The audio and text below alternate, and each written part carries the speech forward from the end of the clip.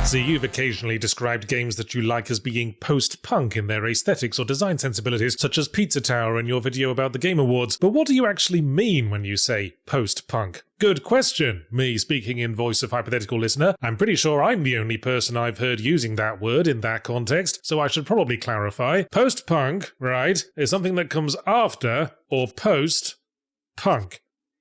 Did you need any further explanation, myself? Look, just write your fucking video essay, smartass, and then we can have our mid-morning congratulatory wank. Oh, you silver-tongued charmer. You might already be familiar with post-punk as a term used in music history. Punk music was, of course, an offshoot of rock and roll, characterized by a conscious rejection of the musical establishment, pioneered by young, angry, disenfranchised artists wanting to express themselves to a world they felt wasn't made for them and didn't have a place for them. Post-punk is a fairly broad term for basically all the music that came after that, the various experimental artistic waves that grew out from punk breaking everything back down to just making a bunch of noise in your dad's garage. But the principles of punk and post-punk can be applied to a lot more than just music. I think any art can be punk if it comes from a new generation of disaffected young creators shouting their defiance to their parents' world. For me, the prime example of punk art in a nutshell is graffiti. Can't get much more subversive than literally using somebody else's property as a canvas. It's such a wild, unfettered cry directly from the soul. I exist, I matter, and you can't ignore me because I've just painted tits on your wall. So what would be an example of a punk video game? The video game equivalent of graffiti? Well, mods for one. Like that mod for Dark Souls that replaces the "You died" message with the words "Thanks Obama." That's as good a place to start as any. In the heyday of 90s PC gaming, the bedroom programmer had risen anew, and many people were getting jobs in the industry off the back of making custom mods and maps for games like Doom, Quake, and Half-Life. And then there were also mods like Crack Life, which just gave scientists big stupid afros and replaced guns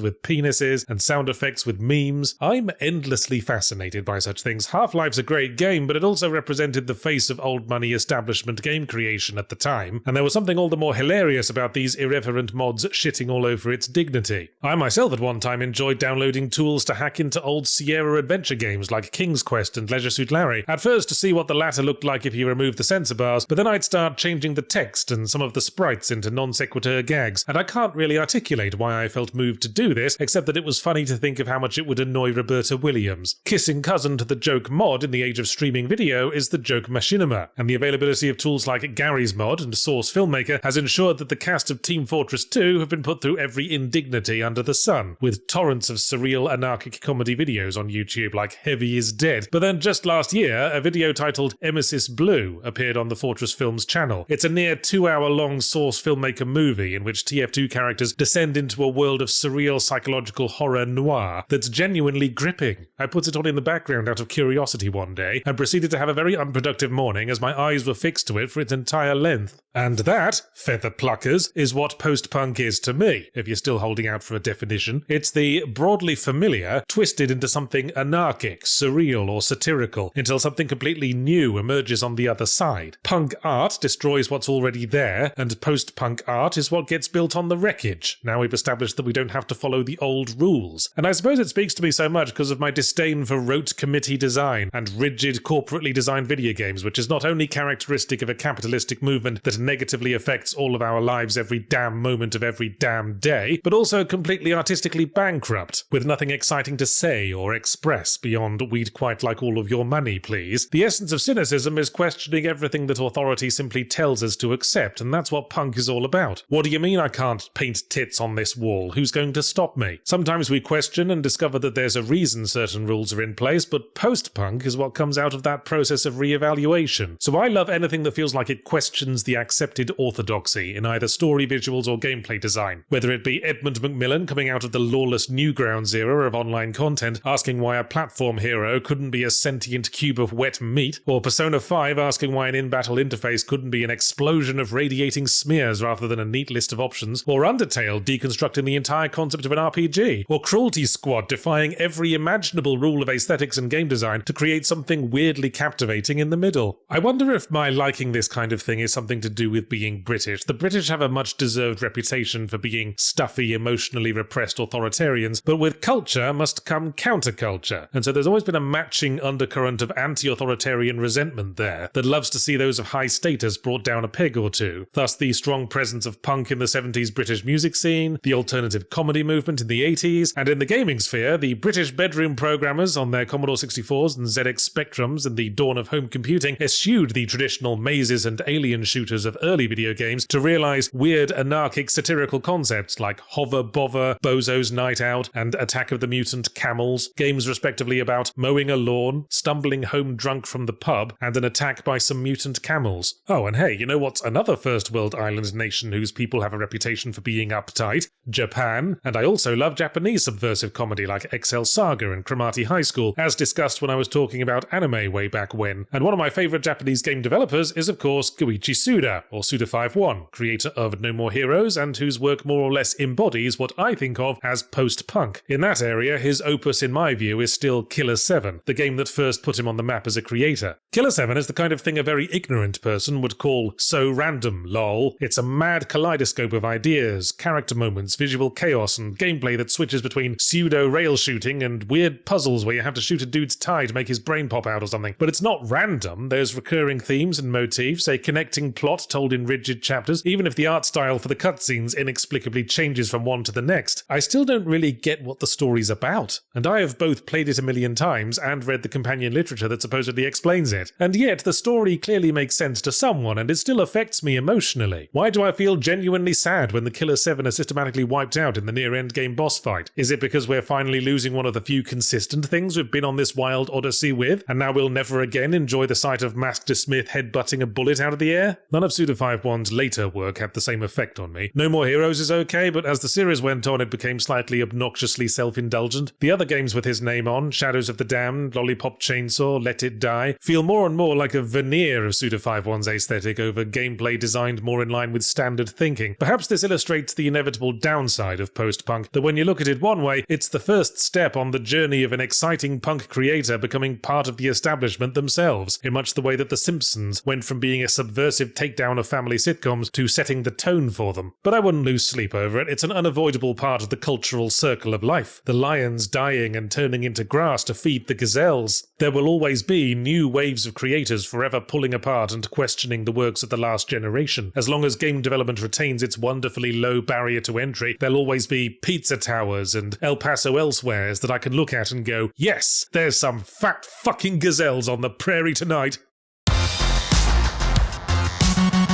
This video is sponsored by Last Epoch. Uncover the past and reforge the future in this upcoming time-traveling action RPG from 11th Hour Games. Built for genre veterans and newcomers alike, Last Epoch will have you mastering over a dozen unique and frankly rad-sounding classes like Void Knight, Beastmaster, and Blade Dancer. Branch out across tons of skill trees, dive into the community-revered crafting system, and hunt for rare and powerful loot by yourself or alongside your closest ARPG pals. Last Epoch is easy to learn and hard to master, just like playing the saxophone. And Last Epoch's deep and continually evolving endgame means that there's no curfew on this dungeon crawl, unlike my saxophone playing. I have to stop by 7.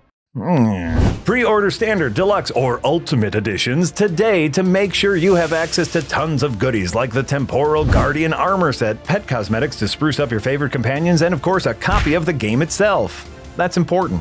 Start working out those index fingers because Last Epoch comes out of early access on February 21st, 2024. That's this year! Head on over to Last Epoch's Steam page to pre-order your version of the game today and prepare for your next great ARPG adventure.